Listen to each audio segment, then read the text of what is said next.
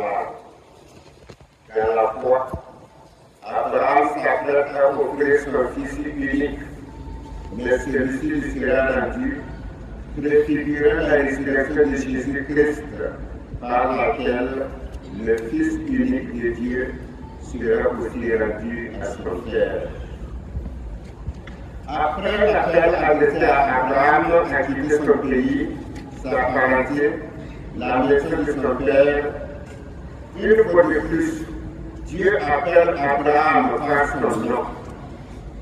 Sa réponse, me voici, est la réponse d'un homme de foi qui écoute et qui agit sans s'arrêter à calculer ses chances d'intérêt ou à prétendre avoir déjà reçu de Dieu toutes les garanties concernant son avenir. Comme il a fait avec Abraham, Dieu a déjà appelé chacun de nous par son nom. Lui a demandé de lui sacrifier quelque chose de très cher, notre personne, notre être, notre volonté. Le jour de notre baptême et de notre confirmation, le prêtre nous a demandé, au nom de Dieu, si nous renoncions à Satan, à toutes ses œuvres, à toutes ses séductions et à toutes ses promesses. Par 3 fois, nous avons répondu que nous y renoncions. Le prêtre a ensuite demandé si nous croyons en Dieu, Père, Fils et Esprit, et si nous croyons en l'Église. Nous avons affirmé que nous y croyons. À cela, ce sont ajoutés nos engagements de vie conjugale, nos vœux de religion. Dieu sait combien nous peinons à vivre ces engagements. Malgré l'enthousiasme du choix et de l'engagement, il nous arrive bien souvent de nous arrêter à la limite de ce que nous croyons juste et bon pour nous. Et si la demande de Dieu ne nous convient pas ou ne nous convient pas, nous ne la prenons pas en considération. Nous cherchons à faire des accommodations. Abraham, cependant, ne subordonne pas sa réponse à sa propre volonté, il l'obéit. Il nous donne la figure du véritable croyant, même quand il ne parvient pas à comprendre la requête que Dieu lui adresse, ou quand il la comprend et la trouve assez difficile. Il fait confiance sans poser de questions, ni sans se mettre de réserve. Voulant mettre Abraham à l'épreuve, Dieu lui demande de lui sacrifier son fils, son unique, Isaac, qu'il aime. Abraham obéit, et après 3 jours de marche, il arrive à l'endroit que Dieu lui a indiqué pour le sacrifice. Lorsqu'il lève la main pour sacrifier son enfant, il entend une fois de plus le Seigneur qui l'appelle. Abraham, Abraham, il répond, me voici. La voix qu'il entend par la suite est plus rassurante, plus conciliante, plus protectrice, plus amicale. Ne porte pas la main sur l'enfant. Ne lui fais aucun mal. Je sais maintenant que tu crées Dieu. Abraham écoute et met en pratique ce que Dieu lui demande sans mettre de conditions. La foi, on ne la place pas en soi, mais dans la fidélité de Dieu à l'homme. La foi d'Abraham est sans limite, mais c'est surtout que c'est l'amour de Dieu qui est sans limite et qui ne sera jamais déçu. Abraham n'a pas cherché à conduire lui-même sa vie. Il a fait confiance en Dieu et son fils Isaac lui est rendu. Dieu pourvoit toujours au bien de ceux qui se confient à lui. Bien chers frères, le passage du livre de la Genèse sur le sacrifice d'Isaac nous appelle à avoir confiance en Dieu, à mettre notre espoir en lui, sans calcul préalable. Abraham connaît sa faiblesse et reconnaît la grandeur de Dieu. alors il écoute et il fait confiance. Il sait que la parole de Dieu ne peut jamais être pour la mort, car Dieu lui promet un héritage.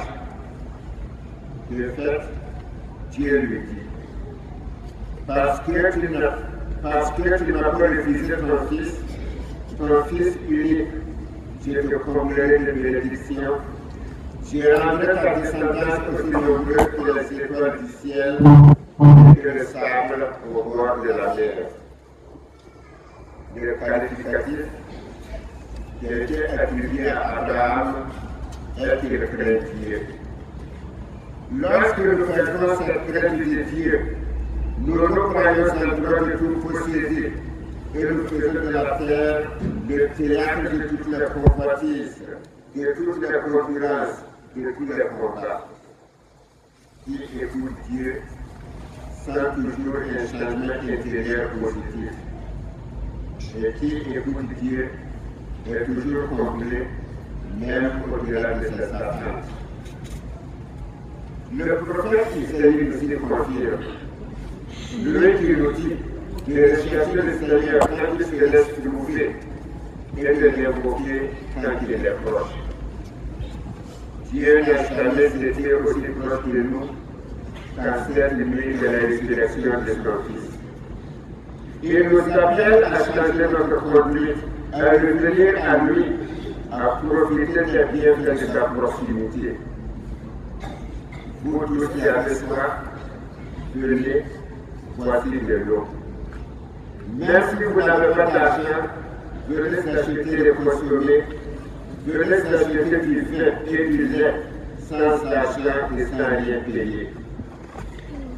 Au-delà de cette image matérielle de l'eau et de la nourriture, apaisement du besoin naturel et fondamental de l'être humain, dans la résurrection de son Fils, Dieu nous donne gratuitement la vie, il nous donne la sécurité, il nous donne la liberté.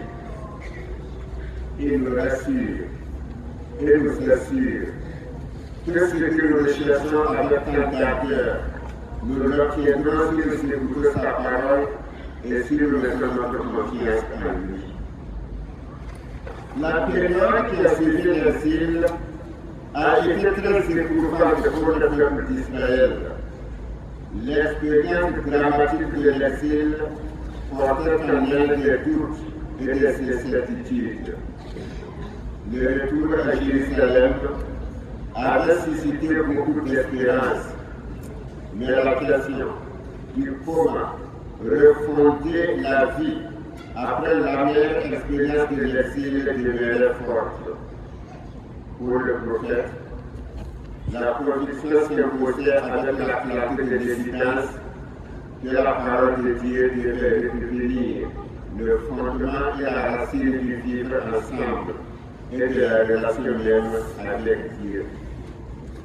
La foi dans le Seigneur et dans son aide devrait être à nouveau la force et l'espérance de ce peuple, tout comme elle doit l'être aujourd'hui pour chaque croyant que nous sommes. La parole de Dieu possède en elle-même une incroyable force de changement, même lorsqu'il continue de nous montrer sceptiques. Dieu lui-même a envoyé sa parole pour qu'elle soit efficace, pour qu'elle change l'histoire et les cœurs. Le prophète Isaïe compare la parole de Dieu à la pluie qui descend du ciel et qui n'y retourne pas, sans savoir abreuver la terre, sans l'avoir fécondée et l'avoir fait germer. Que de promesses Dieu nous fait-il, et que d'échecs dans ces promesses. Il ne serait pas superflu de nous demander si nous écoutons réellement la parole de Dieu, même lorsque nous remplissons les lieux de culte. Quand nous répétons inlassablement nos habitudes, quand nous prenons à changer notre vie pour la diriger sur la voie de l'amour, quand nous restons prisonniers de notre égocentrisme, quand nous nous laissons gagner par l'habitude ancrée d'accuser toujours les autres et de nous justifier, Le Dieu que nous pouvons nous demander, si nous écoutons les mains du Seigneur, tant de fois nos cœurs sont remplis de préoccupations, d'agitation, d'obstacles, de mauvais sentiments, de passions qui étouffent la parole de Dieu, de mauvais sentiments, de passions qui écoutent la parole de Dieu, que nous écoutons comme malgré nous. Selon le prophète cependant, la parole de Dieu ne revient pas vers lui sans avoir un effet et sans avoir accompli sa mission. Ce soir, alors que nos frères se trouvent les forces des femmes différentes en Congo, le Seigneur lui s'adresse à nous et nous rassure. Soyez sans crainte. Allez annoncer à mes frères qu'ils doivent se rendre en Galilée. C'est là qu'ils me verront. Chers frères, en cette nuit de Pâques, puisque le Seigneur est ressuscité, nous donner un cœur prêt à écouter, nous donner d'accepter le sacrifice, nous donner de nous convertir, afin de devenir cette homme et cette femme renouvelée, artisans de cette paix, dont a Adam besoin notre Burkina Faso.